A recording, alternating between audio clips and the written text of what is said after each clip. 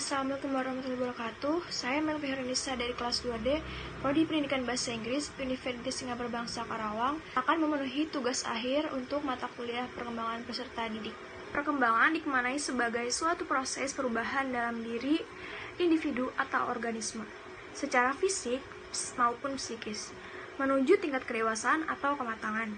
Perkembangan itu berlangsung secara sistematis, progresif, dan berkesinambungan. Secara psikis, perkembangan mengarah kepada pembentukan kepribadian yang sangat menentukan seseorang dalam bersosialisasi. Pada dasarnya, perkembangan merujuk kepada perubahan sistematik tentang fungsi-fungsi fisik dan psikis. Perubahan fisik meliputi perkembangan biologis dasar sebagai hasil dari konsepsi masa perbuahan dan hasil dari interaksi proses biologis dan genetika dengan lingkungan. Sementara, perubahan psikis menyangkut keseluruhan karakteristik psikologis individu seperti perkembangan, kognitif, emosi, sosial, dan moral. Perkembangan merupakan proses perubahan kuantitatif dan kualitatif individu dalam rentang kehidupannya, mulai dari masa konsepsi, masa bayi, masa kanak-kanak, masa remaja, sampai masa dewasa. Dengan demikian, individu dan organisme, baik fisik, jasmaniah maupun psikis, rohaniah, menuju tingkat kedewasaan atau kematangan yang berlangsung secara sistematis, progresif, dan berkesinambungan.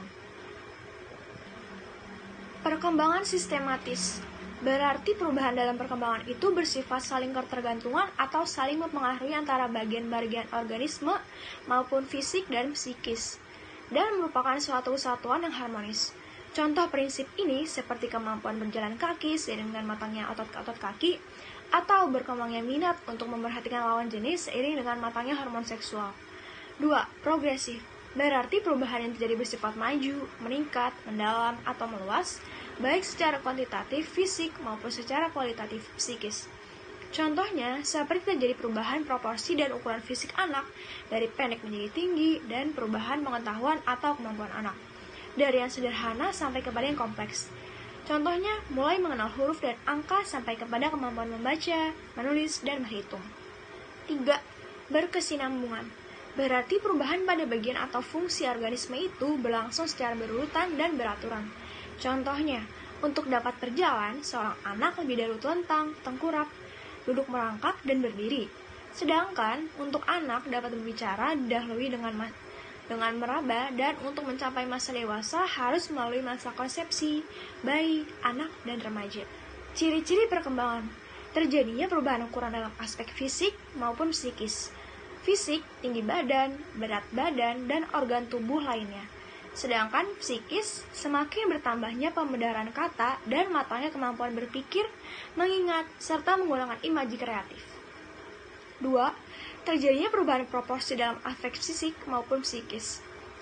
Dalam aspek fisik, proporsi tubuh anak berubah sesuai dengan fase perkembangannya. Pada usia remaja, proporsi tubuh mendekati proporsi tubuh dewasa.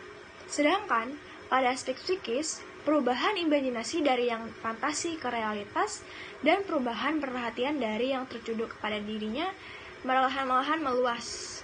Lenyapnya tanda-tanda lama dalam aspek fisik maupun psikis.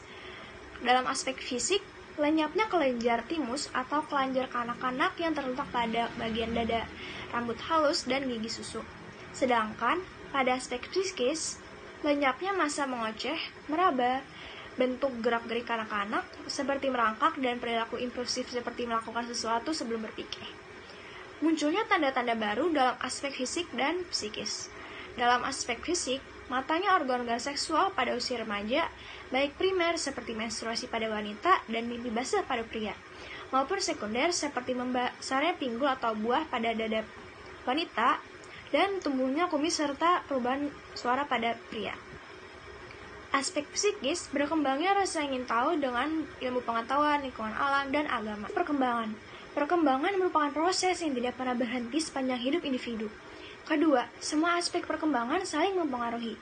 Ketiga, perkembangan terjadi pada tempo yang berlawanan. 4. Perkembangan mengikuti pola atau arah tertentu. 5. Setiap fase perkembangan mempunyai ciri khas. 6. Setiap individu yang normal akan mengalami tahapan atau fase perkembangan.